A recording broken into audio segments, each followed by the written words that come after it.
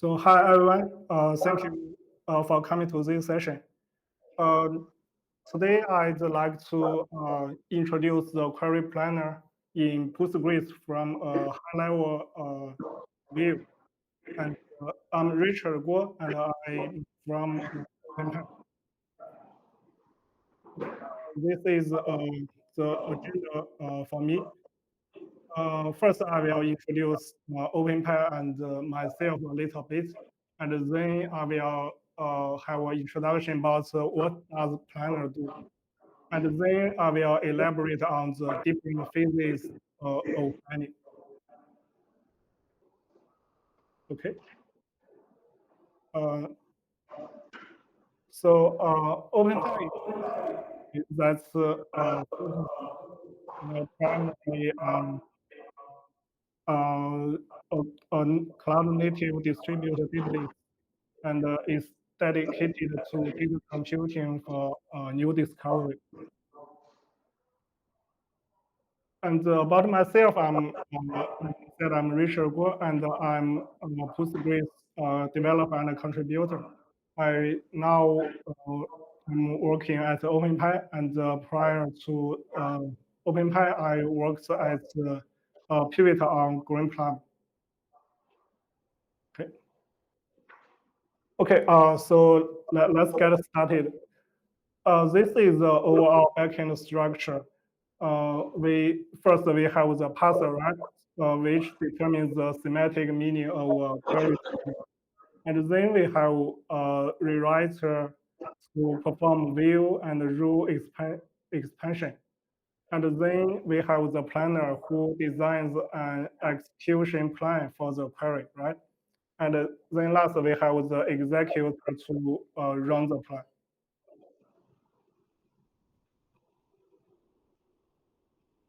Okay, so what does the planner do? Uh, Actually, for giving query, the planner is supposed to find a correct execution plan that has the lowest cost. Because usually for given query, we have many ways to run this query, right? And some ways may be faster and some may be slower. So if it is computationally feasible, the planner would examine each of these ways, and each way is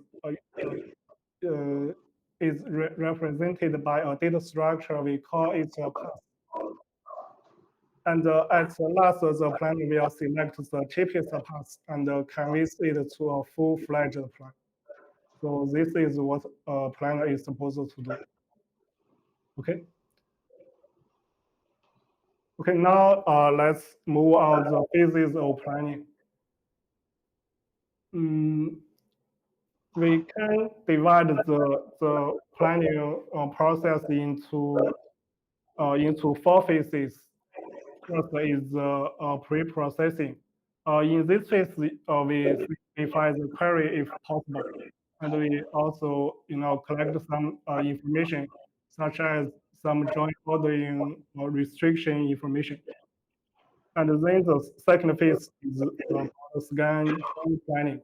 So in this phase, we primarily decide how to implement the from and where part of the query. And then is the post scan join planning, which deals with plan steps that's not scans or join, such as some aggregation or dispute or order by something like that. And then the last piece is post processing. It's mainly conveys results into a form that the executor wants.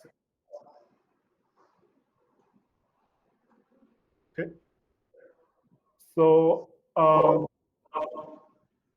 as the only processing we will try to simplify the query tree by some means, like we will simplify expressions.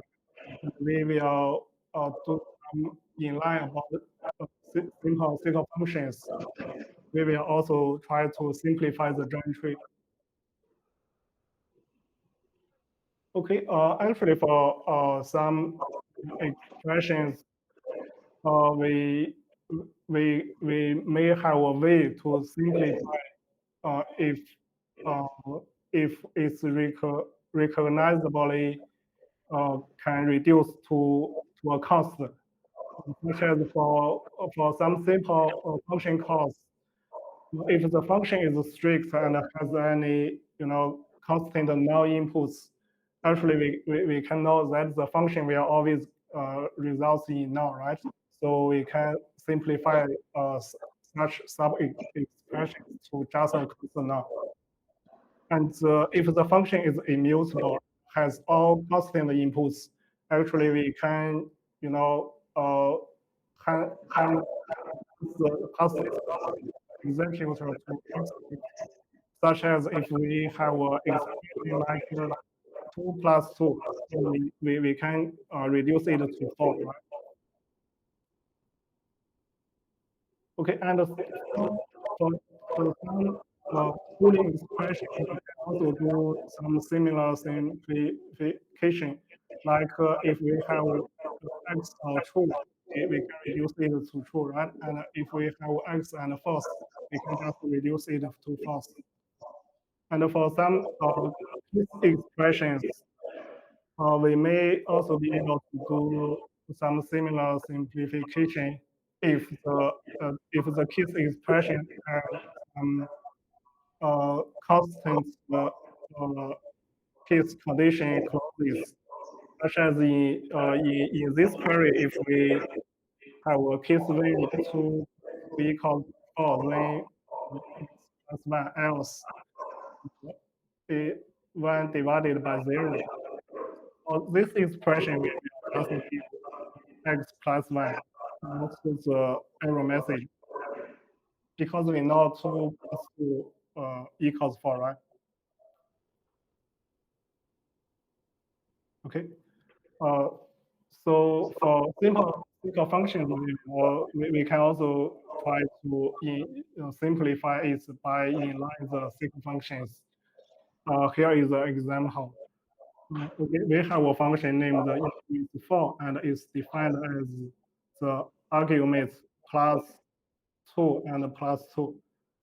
Okay, and if we have a query like select increase means 4a from 4, we can expand it to select a plus 4 from 4. So we actually inline this function, and we also do some constant folding, right? We have replaced 2 plus 2 expression with, right? Okay.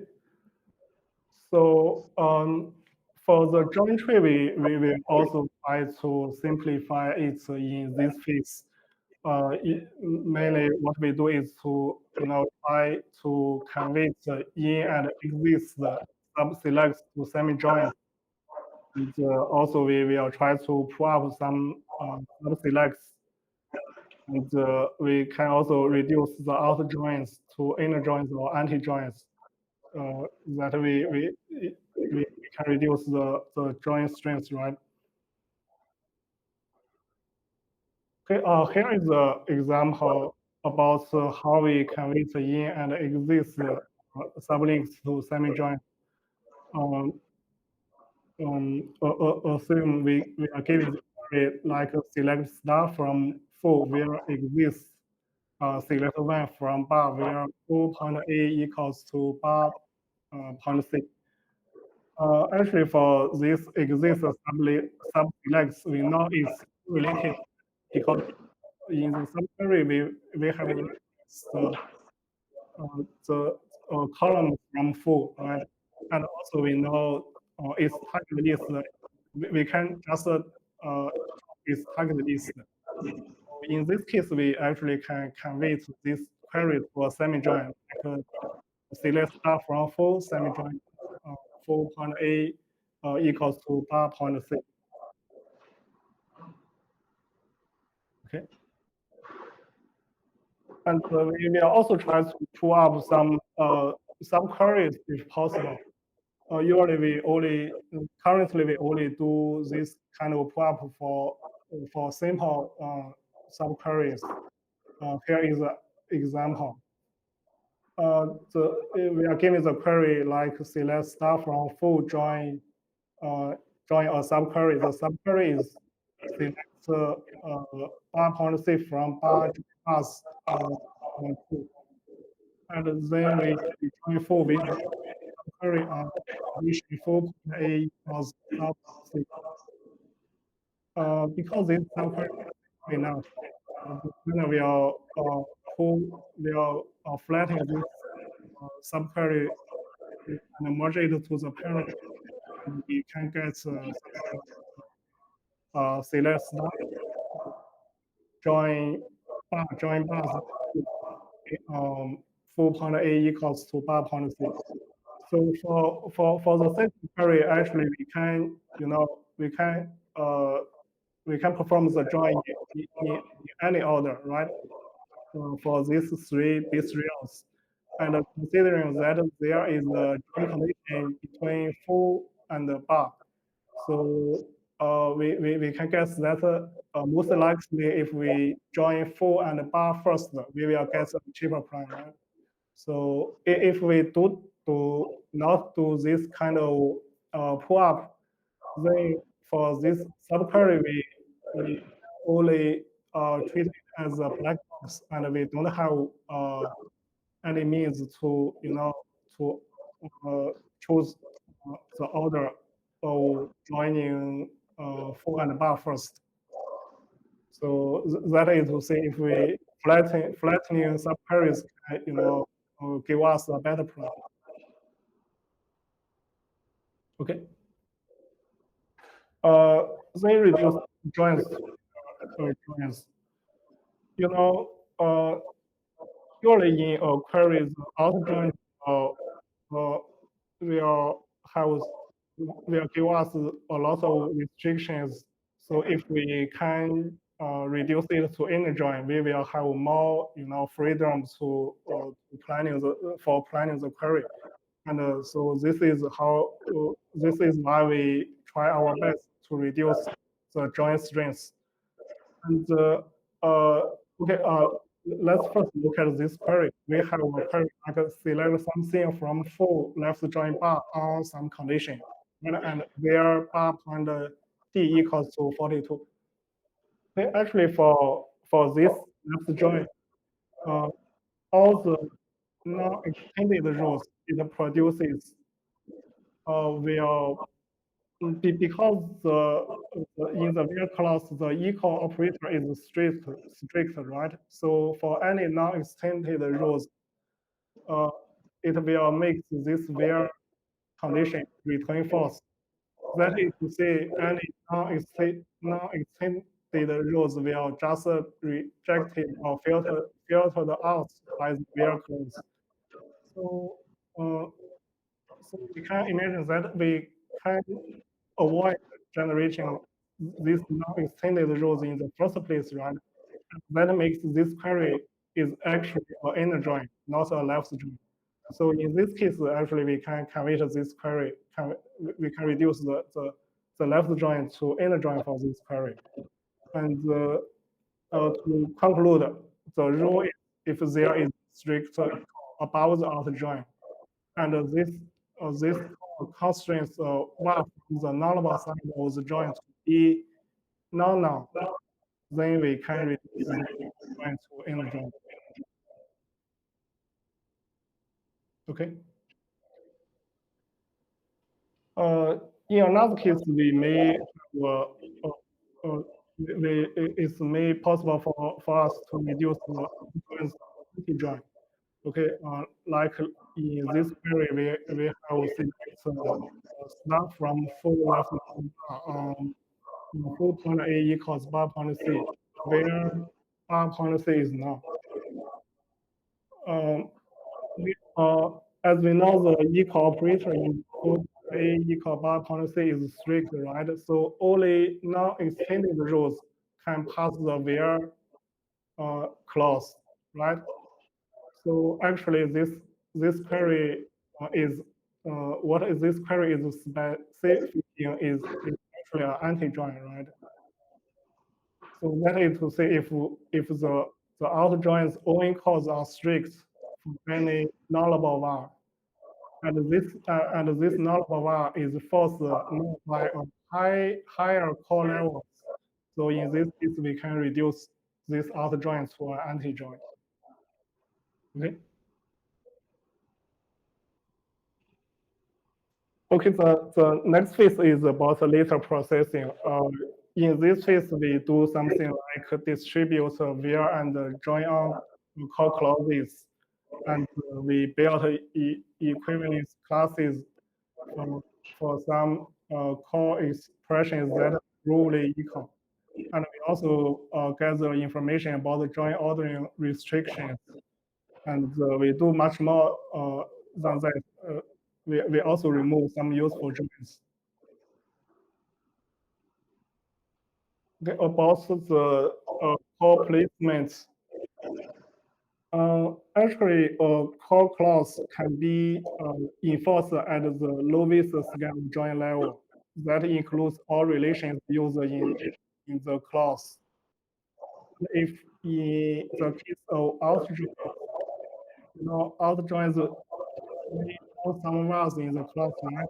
So for this purpose, we consider such vars also are used in the class. So and this actually this rule, and there is one exception to this rule is that an outer join going calls mentioning the non-nullable side cannot be pushed down below that outer join. Okay, we have some examples here. So okay, for this query, the query select stuff left above. The join condition is equals to 42. Okay, for this query, although the call clause only reference field, but actually we cannot just push this call to the scan level of table 4. As we can see in the final plan, so this call clause is placed at the join level, not the scan level for full, right? It is because this clause actually references the non-nullable side of this outer join. So imagine if we just we have pushed down this call to the sequence scan of 4. Actually, we will in the final result we will lose some rows. That's filled now for the bottom. Right. Okay, and in this example, is select star from full full point A equals bar point C, and we have a where clause. The where is bar point C one equals to 42. Okay, let's focus on this where condition. As we can see, the where condition we reference table bar, but as we can see in the final plan, this where clause is not pushed down to the scan level of bar. That is because uh, the bar point C is actually can be nulled by this left plane, right? So we cannot just enforce this clause until we have formed this left join. So that's why we can only this where clause above this join. Okay, this is about the call placement. And then about the equivalence classes. An equivalence class represents the set of values that are not all equal to each other. And so we have equivalence classes, equivalent clauses will be removed from the standard call distribution process, as we just described. And instead, the E-class-based call clauses will be generated needed. And because class will also be used to represent the pass keys, because if we know uh, x is equal to y, then we can know order by x is the same as order by y, right?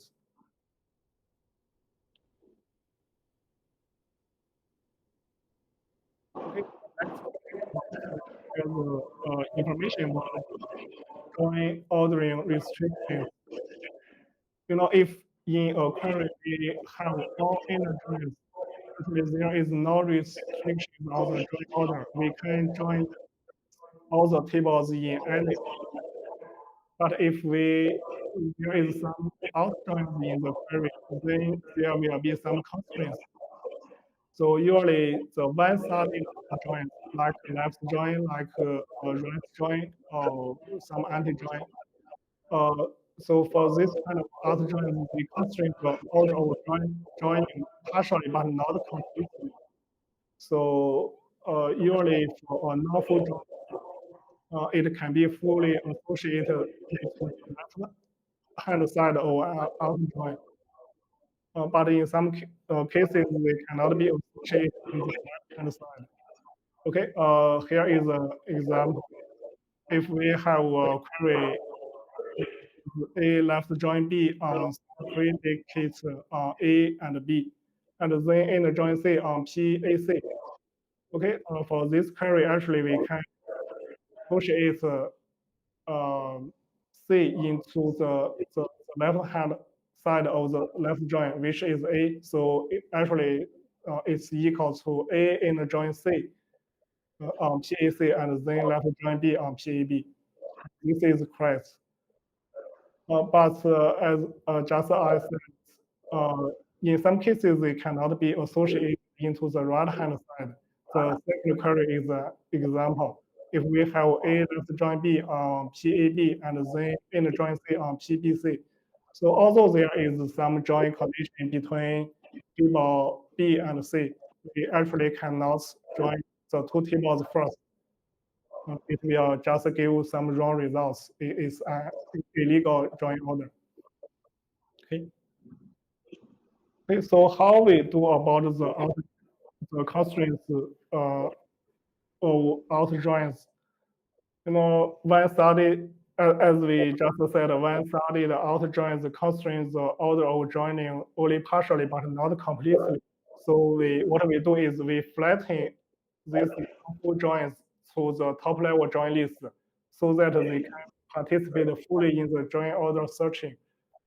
But we also record the information for each such outer joins in order to avoid generating illegal join orders. This is how we do.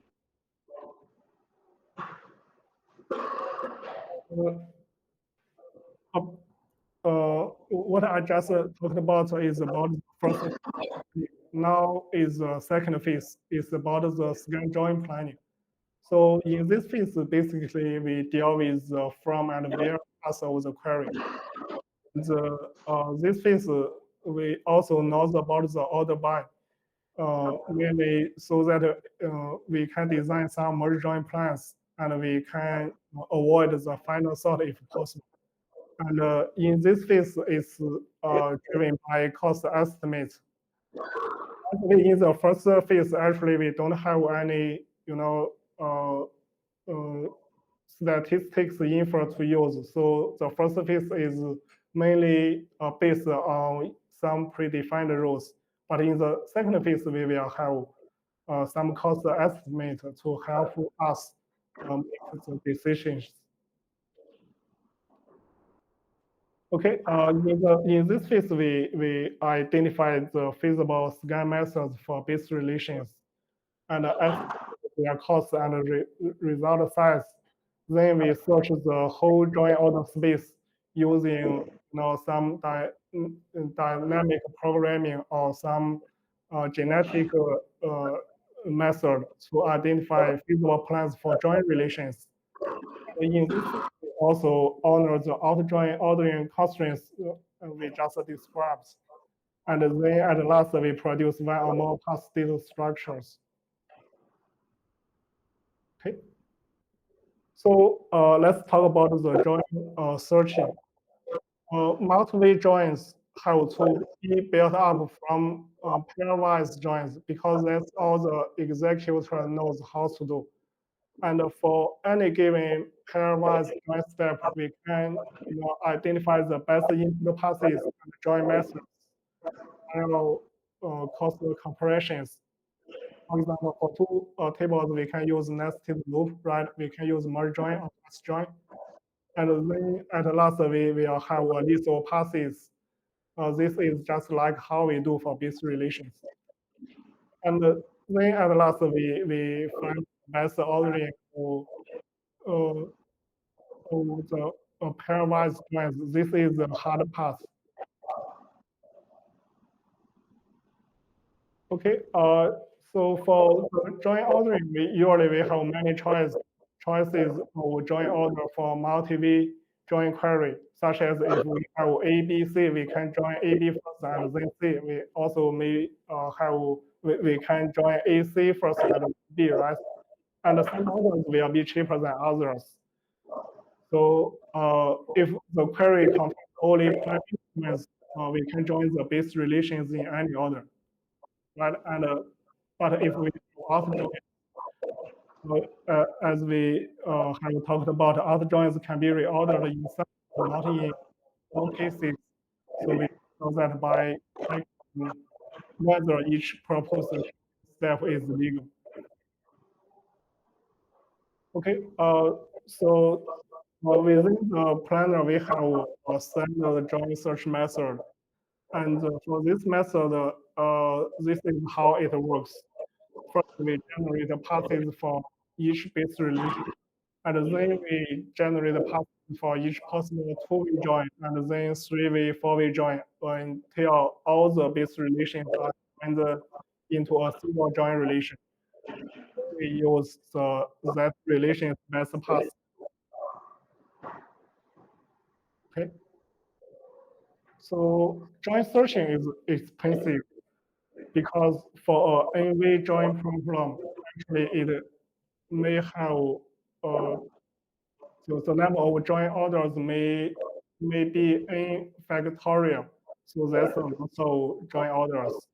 And usually it's not feasible to consider all possibilities because it's an empty hard problem, right? So in the planner we use few heuristics, such as we don't consider two joins if they don't have any join clauses. And if there are too many relations, fall back to the genetic query optimizer search. Usually the default dark value is 12. Okay. So here is some heuristics that we use in join searching. Uh, as just said, we don't join relations that are not connected by any join clause, unless they are forced by some join order restrictions. And also we try to break down large join problems into sub-problems by not flattening the join clauses according to some collapse limits. In the panel, we have two gaps. If I remember correctly, it called join collapse limits and from collapse limits. And it defines the max base rails that we want to handle in one pass. So we can leverage these two gaps to break down a large problem into some small problems. But in practice, this is not working very well, right? Okay, this is about the second phase. And now let's move to the second phase, the third phase. The third phase is we call it post-scan join planning. So in this phase, we deal with the steps that are not scans or joins. We primarily deal with group by aggregation and window functions distinctly. And we also deal with the set operations like unit, intersect, and except. And then we apply a final sort if needed for order by clauses. And in this phase, we produce via a more pass data structure for each step. And at last, we will add some like lock rows and limits, modify table steps to each surveying pass. Okay. And then the last phase is post processing. So in this phase, we mostly we do some, modification to the final results. We expand the best path to plan. We adjust some representational details of the plan. Such as we flatten the three tables into a single long list, and we also, you know, um, label the ones in upper panels as outer one and inner one. So the executor will refer to the outputs of the panel's subplans. And we also try to remove some unnecessary panels. So sometimes the subqueries append or merge append is not necessary, and we will just remove these panels much more. The last phase of the planning. I think that's all for my talk.